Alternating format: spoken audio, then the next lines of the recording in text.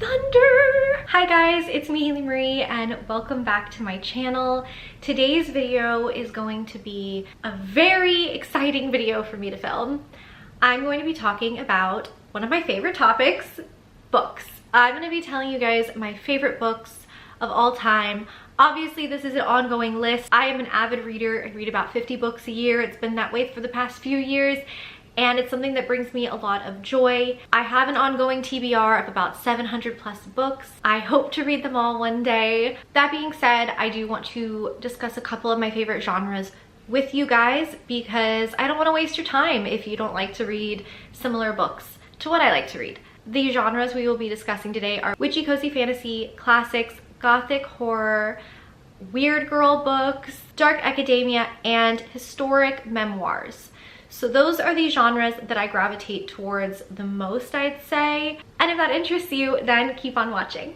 Now, as I said, I love dark academia, so I have to start off with my favorite book, and I feel like I'm gonna sound like every other basic bitch in the world when I say this, but my absolute favorite book of all time, I think about it every single day, and I read it 2 years ago, is The Secret History by Donna Tartt. I love this book so much. I actually have a secondary copy of it as well. One of my friends got it for me. It was the UK version, which is beautiful. It is my favorite book. I do plan to reread it this autumn. In fact, I want to listen to Donna Tartt's audiobook version of it instead of physically reading it. If you have not read it, you absolutely need to, especially if you love dark academia. It is the blueprint of dark academia. This book took me about 150 pages to really get into it, but once I did, I could not put it down. It was the first book I read in a long time that made me sob. This book is about a group of 6 students studying Greek at Hampden College. It takes place during fall winter. Our narrator Richard is kind of untrustworthy. We have a very pretentious, messy friend group. This book starts off that one of their classmates was murdered, and the book dives into the events leading up to the murder. The murder happens, and then the spiral and downfall of this friend group, and it is insane. We have theories we go over all the time in our head. It's kind of giving murder mystery. That's all I'm gonna say. Favorite book of all time, If We Were Villains by M.L. Rio. It is very heavily inspired by The Secret History. Some people say they prefer this book to The Secret History. I could see why. This one, the friend group is studying Shakespeare. It starts off that our main character is in prison for a murder that he may or may have not committed, and he's kind of telling us the story of what really went down and if he's guilty or not. This book was also fantastic. Definitely very similar, so if you like The Secret History, you will like this. If you've read either of these, I would love to know your opinions down below. Next up, we have The Bell Jar by Sylvia Plath. There are some elements of racism in here that I do not agree with, and I would just like to state that. I would absolutely check trigger warnings on this book before you read it. It is definitely heavy into mental health. That being said, I saw so much of myself in this book. There is a part about a fig tree in here. You can look it up if you would like to, but that really hit me, and I know it's hit so many other women who are uncertain of the choices that they make and the paths they could take. A lot of her struggles and her inner monologue are a lot of the emotions that I have felt. Sticking with that mental health mindset, we have The Midnight Library by Matt Haig, and I hear a lot of mixed reviews of this book. From the beginning of this book, I was sobbing. The main character of this book is struggling with mental health, and she's exploring every possibility of what her life could be. But as I was saying about Sylvia Plath's thought process with the fig tree, if you know that analogy already, then you know that this kind of is the story of the fig tree. Look up any trigger warnings before reading, but beautifully written. Very much enjoyed this. Next up, we're getting more into weird girl horror. That would be Lost in the Garden by Adam Leslie. Oh my goodness, did I love this book. It is a thick book, and I flew through this book. I cannot express to you how much I loved this book. If you've never heard of Lost in the Garden, it is a indie horror book. Takes place during summer, but it is post-apocalyptic. There are ghost zombies and they are killing people. There's a town called Almondby, which I hope I'm saying correctly. You are never supposed to go there and people keep traveling there and disappearing. So this group decides to go, and it is an absolute fever dream of a book. Wow, I could not put this down. Highly recommend this book. I loved it so much. It was so weird but so cool, and my gosh, I need to reread this. Another book that I loved that I would love to have on this list is Bunny. And I do not have a physical copy of Bunny, unfortunately, because I listened to the audiobook, but I really want one in my collection. That was the book that got me into Weird Girl books, and it is one of my favorite books. If you liked Bunny, you would probably like this. Next up, we have a classic. We have Crime and Punishment by Fyodor Dostoevsky. This is probably my favorite of his work that I've read so far. The main character is a very, very complex character. He tends to do a lot of very good deeds. He is a very giving person. He does struggle with poverty though, and then he commits a very horrible crime and he's spiraling because of that, but also he is very ill and has a fever and he starts hallucinating, and you kind of get this blurred line of reality and imagination going on. Thoroughly enjoyed this book. It has made me want to read all of his work. Now getting into more of a horror aspect, we are going to stick with classics though. We're going to talk about Shirley Jackson. I love Shirley Jackson, you guys. I need to read way more of her work. I think I've read 3 or 4 books of hers so far, but I'm going to be talking about 2 in particular today. So we have The Haunting of Hill House, which is just a staple haunted house book. This is like the OG haunted house. If you haven't read this, oh my gosh, you need to. This is also giving haunted house as well. We've always lived in the castle. We've always lived in the castle is from the perspective of Mary Catherine Blackwood. Her and her sister Constance live in the castle, and pretty much all of their family is dead. And it is kind of an unraveling of events as to how that happened. This book was also turned into a movie, and it was a pretty accurate depiction of the book. So if that interests you, I highly recommend watching after reading. Next up, we have What Moves the Dead by T. Kingfisher. T. Kingfisher is one of my favorite authors. I absolutely love her work. Everything I read by her gives me exactly what I wanted. That being said, this is a retelling of The Fall of the House of Usher, and I have read both and I preferred her version. It is a... Excuse me, ma'am. We have a guest. It is a gothic horror haunted house with zombies.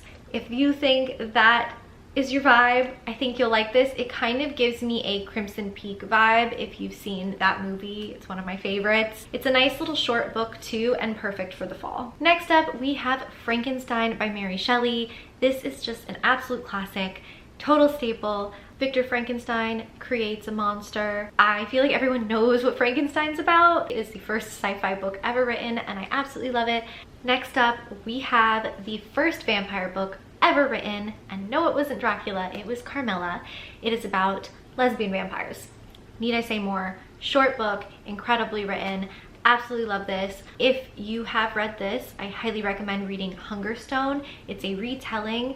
It's longer. It's very, very good. I enjoyed that thoroughly too, but if I had to recommend one, it would be Carmilla. This is just such an incredible book. That being said, I also have Dracula right here. I thoroughly enjoyed Dracula. Brian got me this gorgeous copy with the sprayed edges, and it has a built-in bookmark. It is just stunning. Can we just appreciate that for a second? Dracula was not what I expected it to be, and it was actually very, very good.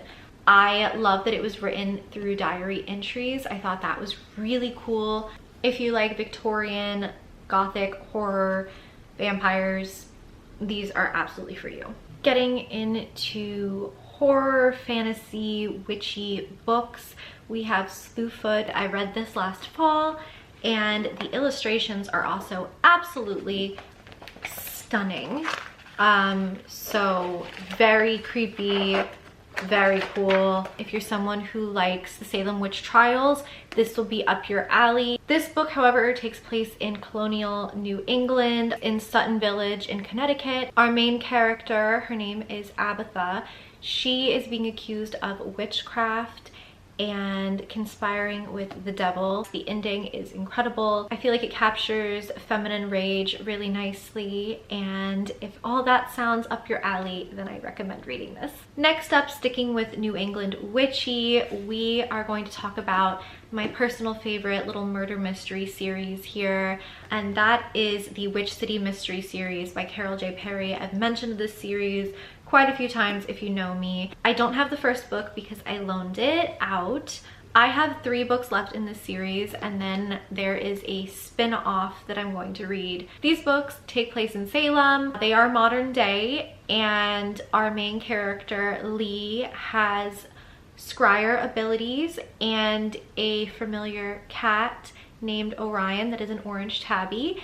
She uses her visions and her cat's help, as well as her aunt who she lives with and her police boyfriend Pete, to solve the murders that are happening amongst Salem. It's an easy read. It's definitely a nice cleanser after reading like really sad books or really intense books, but it has all like the coziness of Salem throughout all the different seasons, and has witchy elements. Her best friend reads tarot, and it's actually what made me want to get more into tarot. The books all have recipes from her Aunt Ibby in the back of them. I have made a couple and they were fantastic. This next book is Garden Spells by Sarah Addison Allen. She also wrote a second book in the series called First Frost, which I've read and it was very good as well. People compare this book to Practical Magic a lot. I personally DNF Practical Magic and I liked this so much more. There are some trigger warnings with abusive relationships within this book, so I do want to put that out there. It's about 2 sisters who reunite. Our main character, Claire, uses her magical garden to make magical pastries that she serves to her town. In her magical garden is a magical apple tree, and you are to not eat apples from this tree because they will tell you your future, good or bad, causing people to spiral. So good. Definitely gives those early 2000s, late 90s vibes as well. I feel like you could read this in the fall, but you could also read this spring or summer. Next up is one of my favorite witchy books of all time. It is Cackle by Rachel Harrison. Our main character moves from New York City to a small town, and the small town is definitely giving like Stars Hollow vibes.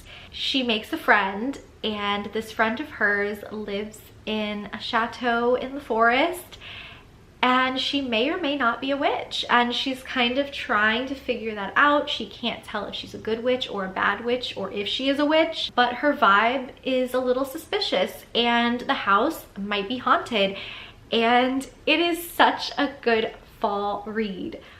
Oh, I love this book. This book is definitely hard to put down. There's moments where you're on the edge of your seat, like, oh my god, what's gonna happen? There's moments where you're laughing and it's hilarious. There's moments where it's cozy and just all the fall vibes that you want. One of my absolute favorite books.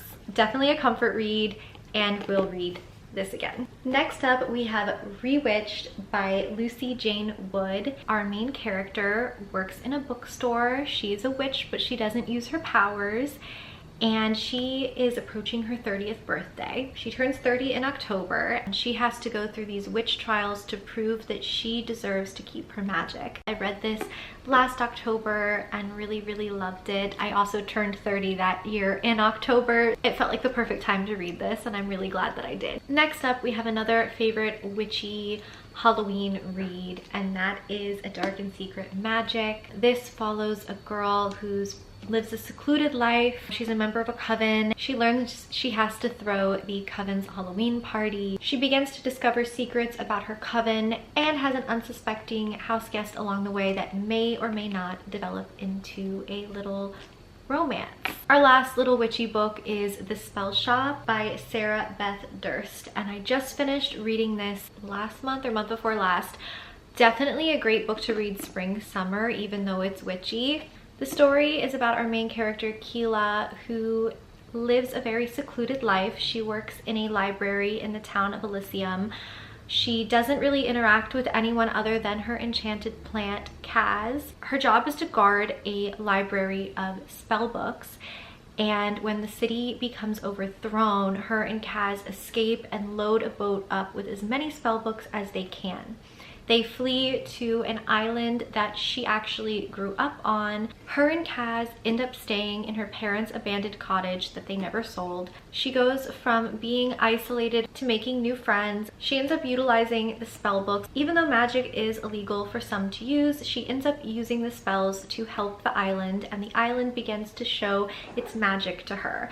And it is a beautiful story of found family, and I truly enjoyed this. It was super cozy and perfect for spring, summer. Lastly, we have a couple heavier books. They are a couple historical memoirs. First, we have Night by Elie Wiesel. This is his memoir of his time spent in the concentration camps. It dives very deeply into what happened at those camps, and it is very sad and very dark, but it is a part of our history that we need to remember so things like this never happen again. I highly recommend everyone read this at least once in their lives. I also read The Diary of a Young Girl by Anne Frank. Her diary starts off that she's still a kid in school, but things just aren't right. They're not allowed to ride bikes, for instance. And then it gets to the point where they have to go into hiding, leave their lives behind, and try to stick out the war. I absolutely adore Anne Frank, and I enjoyed reading her writing so much. I wish that she had the opportunity to continue writing, because I know she would have made beautiful work. I'm so glad that we have her memory preserved, and she was a brilliant writer, and she could have been so much more if it wasn't for the Holocaust. Both of these books show the tragedy and the severity of what the Holocaust was. These are stories that should never be forgotten. I'm trying to hold as many books as I can right now, but this stack is quite heavy and wobbly. That concludes my favorite books. I hope you guys enjoyed this video and add some of these to your TBR. If you enjoyed, be sure to like and subscribe down below. I hope to see you guys next time. Thanks for watching. Bye.